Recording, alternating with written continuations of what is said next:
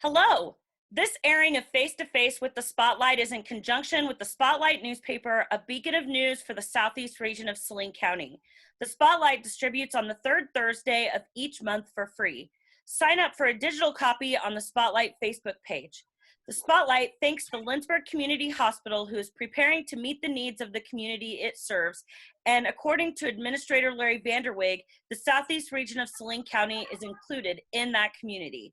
Currently, the clinic providers are scheduling appointments through telemedicine.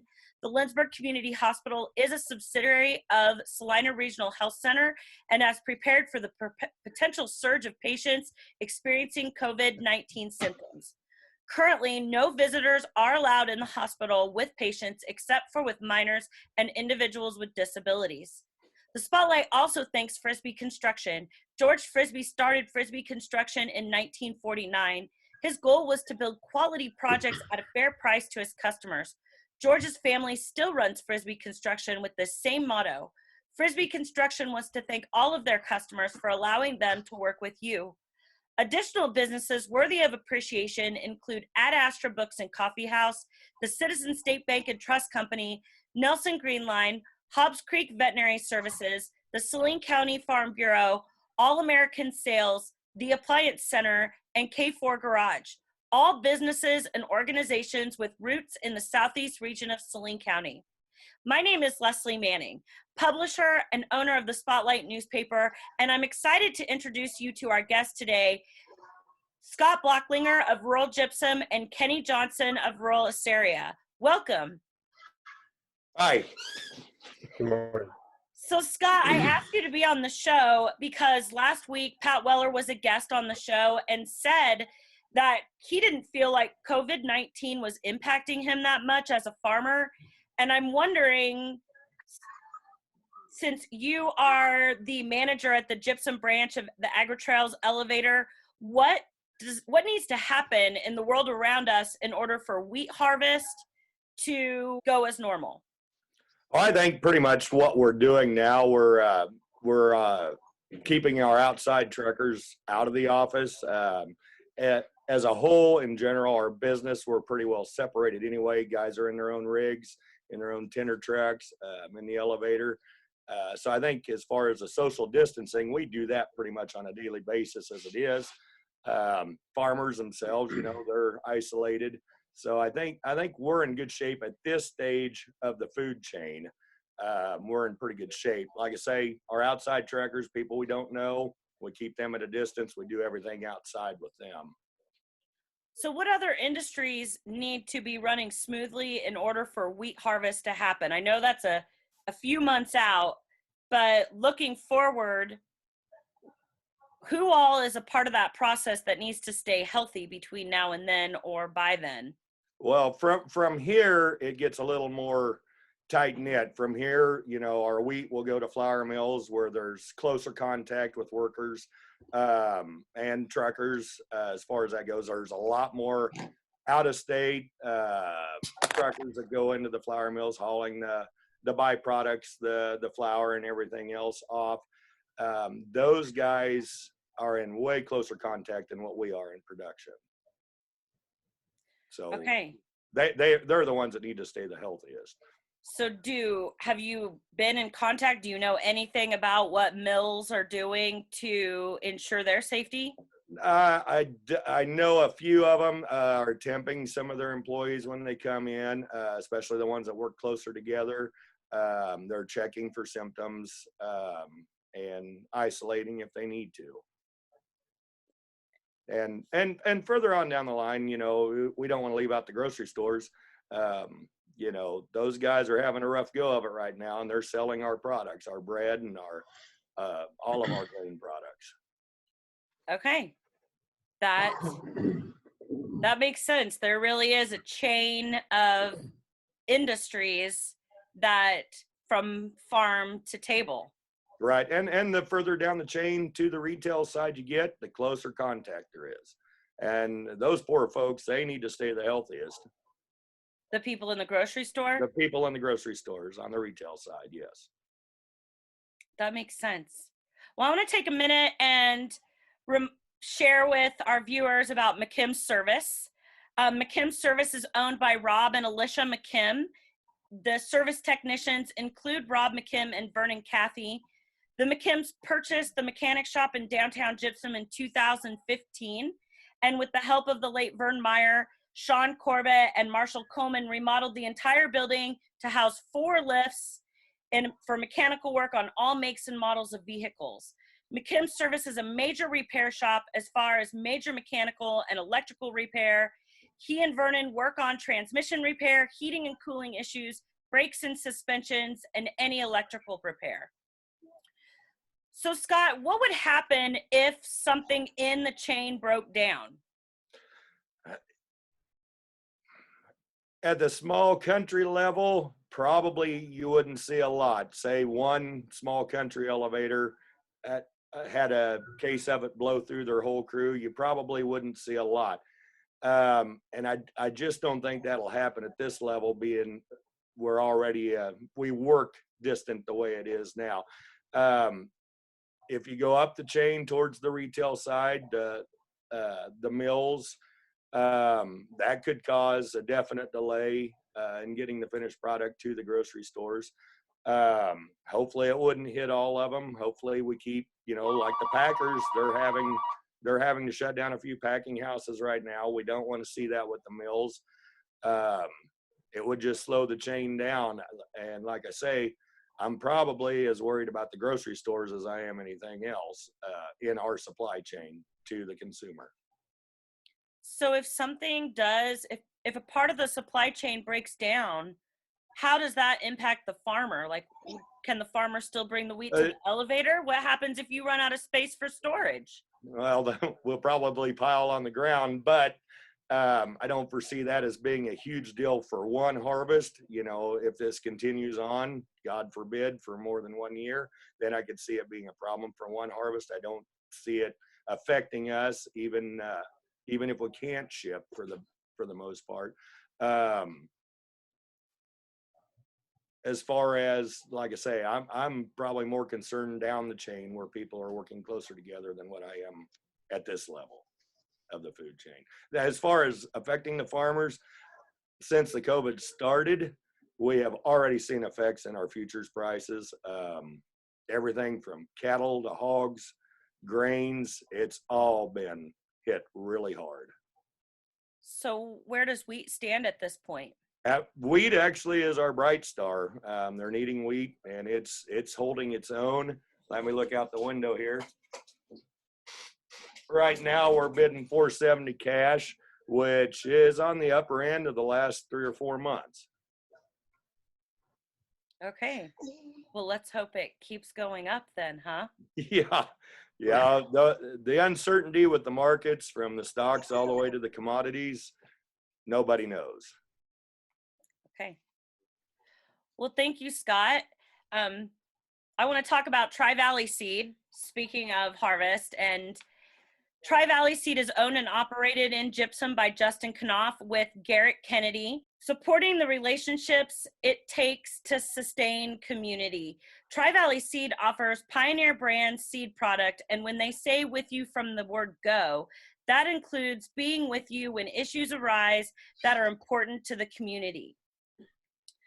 So I want to turn my attention to Kenny Johnson, who is the owner and operator of Hobbs Creek Veterinary Services in Rollisaria. And then it's also spring, which brings on some changes. So tell us what kinds of things we need to be worrying about for our four-legged friends to transition them into the warmer weather seasons. Well, it is starting to get warmer, at least it's supposed to be, and then we had snow the other day. But we do start worrying about certain things like ticks and fleas and mosquitoes, and unfortunately, all those things can transmit certain diseases. And that's what we're here to help have folks decide what they want to do in terms of vaccinations. For example, with the mosquitoes that are now out, we are seeing, or we can see, Eastern and Western encephalomyelitis. We can see West Nile disease or West Nile virus, which is certainly something that we talked about several years ago. And now through the invention of this vaccination, it certainly does keep that in check, and that's what we want to do.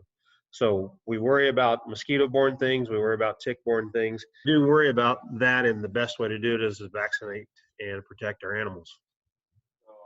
And so I take it that you are able to provide vaccinations for people's animals. And what is your procedure for visiting with our four-legged friends as patients? Do people bring them to you, or are you traveling to them? I am a primarily mobile veterinarian, so I do go to a lot of farms. What I try and do is check with them to make sure there aren't any issues on the personally in terms of, are they experiencing fevers? Are they experiencing a cough? Do we need to reschedule? I mean, it is important to do these things, but keeping everybody safe at this time is also as important. So we make sure we go through a few checklist protocols before we jump in the truck and head that direction. And then are you wearing personal protective equipment when you're working with a patient at this point? A mask, gloves? I suppose you probably wear gloves for most I wear operations. gloves, but right, but I don't wear a mask because generally when I'm on farm, we're pretty much distant anyway, or try to be. And usually if it's a horse, for example, the owner's on one side and I'm on the other. I mean, we just alternate back and forth, and we try and do our best. No, I'm not wearing a mask because a lot of times animals don't like me anyway because I'm somebody different, and then you go and add something that even makes them a little more suspicious, doesn't help. Okay, that makes sense. Well, I have a couple more questions for you and what that looks like when you visit a farm or a home and work with animals. But I do want to mention Waddles Heating and Cooling in Salina real quick. That is a local Carrier factory authorized dealer. They have met all the requirements specified by Carrier regarding customer satisfaction, professionalism, ability to honor warranties, and have the appropriate licenses and liability to coverage to serve you.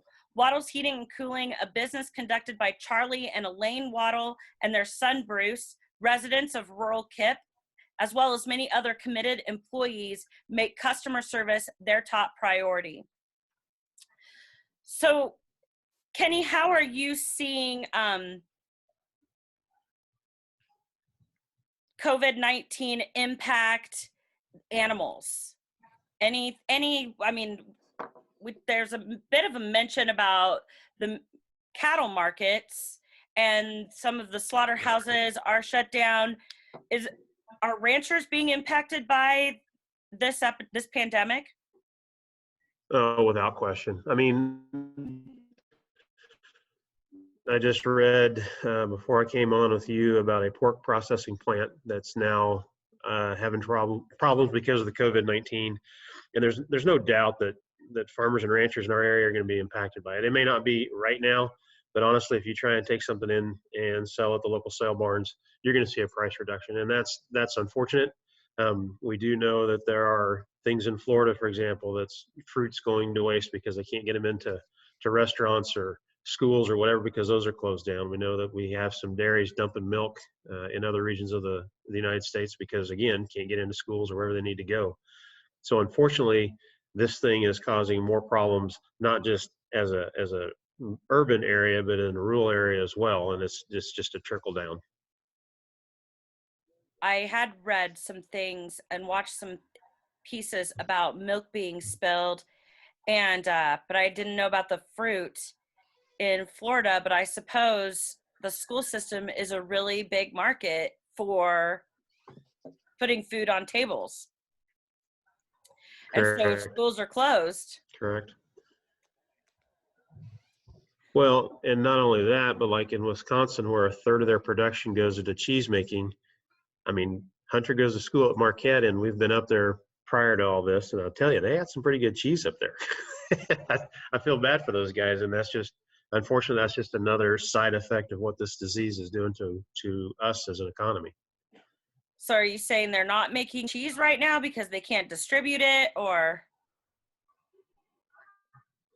From what I read in the articles is there's no outlet for it. Yes, our stores, like Scott mentioned, are trying to keep their shelves full, but there becomes a backlog when nobody's there to further process things there's no way for the raw material to go anywhere. And what I read was there were several thousands of gallons being dumped just because they had no place to go with it. Which comes back to Scott at some level, because that brings the mills into place. I mean, if we could have wheat, we can harvest wheat, we could store wheat, we can transport wheat. But if we don't have mills to grind the wheat and the mills don't have a place to send it, then, well, that impacts harvest. And that's what I hear you saying in regards to the dairy industry and the cattle industry. Or you Right. mentioned the pork industry. Well, and actually our own pork, as you know, Hunter's Project and FFA was the heirloom pork and did very well with it. We continue that today, and we had pigs scheduled to go to Brooklyn or to New York City, and obviously we got canceled. So they have started taking some of our pigs back now, but there for a while we were on hold with those guys too. Okay. When did you have it scheduled to go to New York City? Oh, 2 or 3 weeks ago. They just sent me an email saying that we'll take them, and so I'm headed to take these pigs to the processor, and then they'll go on to New York from there. Okay. I forgot to mention when we were talking about the mosquito-borne things, we mentioned the horses, but your dogs as well. Heartworm medication, heartworm disease is something we certainly worry about. And just because they're infected today, you may not notice anything for a while because it takes such a long pre-patent period or start of the life cycle before it's causing you trouble. It can take up to 6 months. So mosquito bites your dog today, it could be October before you start noticing anything, if it does cause that much problem that quick. So I would recommend that since it is mosquito season, let's go ahead and get these dogs tested. Let's get these dogs on heartworm preventative. Spending a few dollars with me now certainly saves you a lot of money down the line. Okay. Scott, Kenny, is there anything that either of you said that you thought you might want to comment on? I should have kind of opened it up back when Scott was talking, Kenny, to see if you had anything to say or vice versa. What Kenny was talking about on the meat side of it and the milk side of it, dumping, those are raw products that have to be used within a very short window of time. They have to go to the consumer in a very short period. Whereas our wheat, our raw wheat that we take in, we can store for several years before it gets milled. The meat side, the milk side, the cheese side, those all have a very small expiration date, if you want to call it that, that where it has to be used or it's no good. So if it's not getting used now, that's why they're dumping it. There's no, I read somewhere that 40% of our prime cuts of beef or at least 40% are sold through restaurants. They're all closed now. So the hamburger shelves are empty in the supermarket because that's what the consumers cook at home. They go to Longhorns or Applebee's or someplace in Salina for a nice T-bone steak or ribeye. Those have a small shelf life. Yes, you can freeze them, but as far as fresh beef goes, you've got a short window to use that also.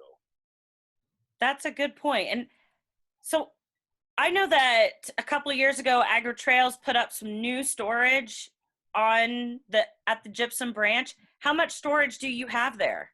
About 850,000 bushels storage. And how many bushels of wheat do you average per harvest? Our average would be about 750,000. Okay. So legitimately you have enough storage there to store the wheat for a while, but you probably use it for other grains too. Right. I mean, we have to make room for soybeans, corn, and milo in the fall. It's just starting our busy agronomy season. We just got done top dressing wheat. We're starting to get ready to plant corn. So yeah, I mean, overall, 1.2 million, somewhere in that neck of the woods for the year. So we have to be moving something somewhere to accommodate all the grain. Okay. I can see that. Kenny, do you have anything else to share? Yes. Okay, go. All right. You did mention something about the Lensburg Community Hospital, and Larry's right. They do represent our region here, and I actually happen to be the board member to represent this area or this southeast part of the community or the county. And those guys are trying to do the absolute best they can with what's going on around them. And I want to wish them all the best, and I hope they keep their heads down and stay safe. Thank you. I'm glad you mentioned that. And that is also pretty cool that you are on the board down there. And I mean, based on some of the conversations I've had with hospital administration, it sounds like they're working really hard, not only to make sure that they are prepared, but they're real people who care about the patients that come through. And so to be emotionally ready for what this is going to bring. Thank you. Yep. Anything we missed? I want to thank everyone for watching Face to Face with the Spotlight, and tune in next week for another episode. Thank you.